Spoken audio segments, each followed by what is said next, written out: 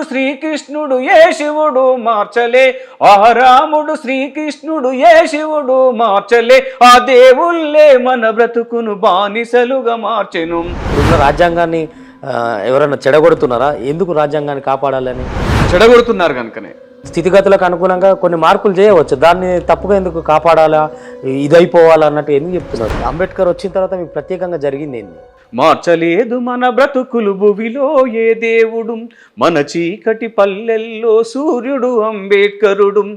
వేల ఏండ్ల మన ఎతలను వినలే కథ ఎవ్వడు, వేల ఏండ్ల మన ఎతలను వినలే కథ ఎవ్వడు, విన్న కూడా సాటిరారు అంబేద్కరుకెప్పుడు.